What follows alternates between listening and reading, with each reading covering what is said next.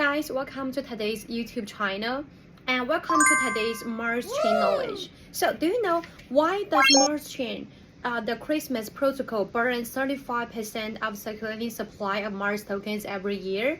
No? I explained for you, okay? The MarsChain Christmas Protocol is one of the main core mechanisms in our MarsChain tokens. Unlike those traditional blockchain, they just burn the Mars tokens or have the tokens occasionally.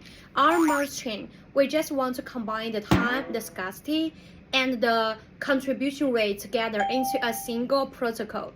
Okay, and every year our MarsChain will just open an 8-day, a consecutive 80 days to just open the window for participants to burn the Mars.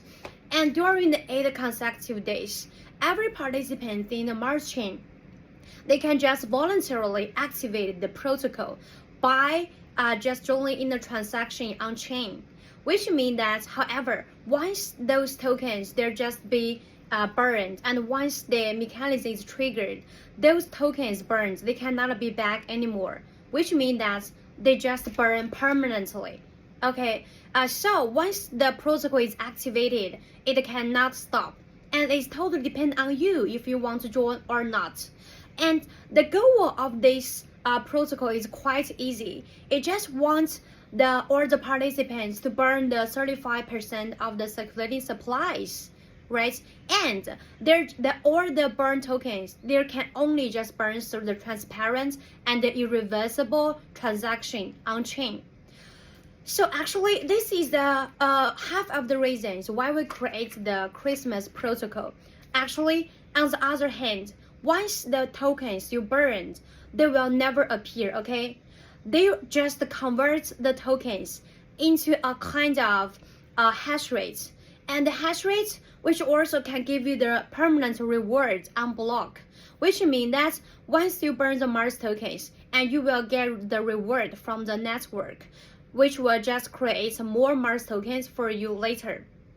In other words, once you burn the tokens, although the number of the tokens, they're just decrease, right? However, the contribution rates, they're just increasing. So which means that our Mars tokens, we just want to turn those liquid tokens into the long-term assets. You know, that's long-term assets, which means that we also just want to create the balance between the growth and scarcity and security and sustainability together to just sustain a sustainable ecosystem for everyone.